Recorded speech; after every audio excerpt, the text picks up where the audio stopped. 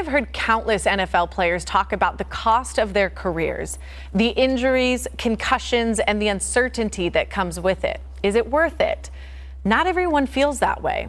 Not Byron Jones. This is a story you must pay attention to. Byron Jones, who wowed many at the NFL Combine, performing athletic feats most of us can only dream of achieving, says he is a shell of his former self because of football. And he came out on a social media post on Saturday that said he could no longer run or jump. You could see his tweet in the bottom corner, which read in part, "No amount of professional success or financial gain is worth avoidable chronic pain and disabilities." Former Detroit Lions wide receiver Calvin Johnson, a Hall of Famer, would say years prior, I almost retired after my 8th year too. It's not about the welfare of the players, it's just about having that product on the field. Then there was former center Travis Swanson, who ripped the Lions for mismanaging his concussion. Ex-linebacker DeAndre Levy says he wrote a letter publicly discussing CTE. He testified the following in front of Congress. The moment I said anything about it, I had 2 calls telling me that I shouldn't talk about it. I posted simply the research. I spoke with Dr. Stern a couple summers ago, and I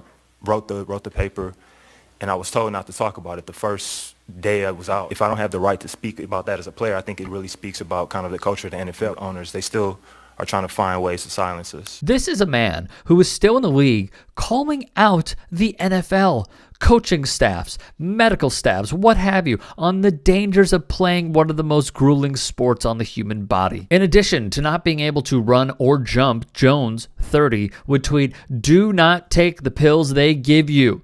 Do not take the injections they give you. If you absolutely must, consult an outside doctor to learn the long-term implications." Which quite honestly follows a trend of athletes not trusting team doctors. The head of Goodell's concussion committee, Dr. Ira Kassan, took on the critics. Kassan insisted there was no evidence that football players were at risk for CTE. In my opinion, the only scientifically valid evidence of a chronic encephalopathy in athletes is in boxers and in some steeplechase jockeys. And how could you not after a quote like that?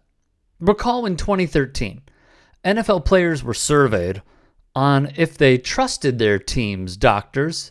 78% of the players polled said no, they did not. Then, 3 years later, there was another report that came out about the potential conflicts of interest between the team and the doctors that they keep on staff.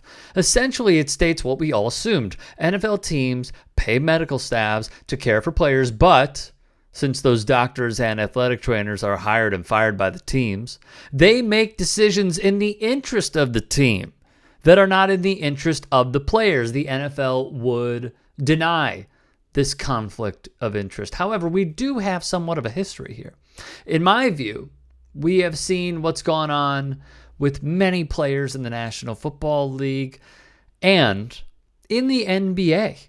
If you recall, Kawhi Leonard did not trust the San Antonio Spurs' team doctors, and that led to this downfall with the player and the club. In a previous report, Slate.com noted NFL teams have official healthcare providers, meaning a doctor or clinic or hospital pays a team for the right to exclusively provide medical care and in return can advertise its connection to the team. He says, Jones, it came at a regrettable cost that he did not foresee. He ended it wishing the incoming draft class well. According to Miami Herald reporter Barry Jackson, Jones is not retiring, but he is expected to be cut by the Dolphins. When Jones does retire, he won't be alone in his struggle with the lasting impact of the game. Earlier this month, a group of 10 former players filed a lawsuit accusing the NFL of falsehoods and legal violations in denying disability benefits. It was filed in Baltimore federal court on February 9th.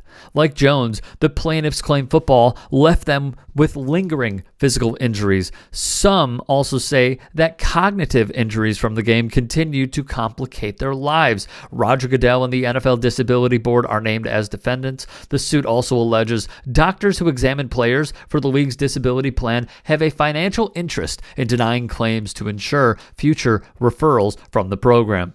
They're a small fraction of the players who have been wronged by the NFL's disability plan. These former players deserve far more from an organization worth billions of dollars than a sham process in which there's no chance of success, said lawyer Chris Seeger, who separately has been class counsel in the $1 billion settlement of NFL concussion claims.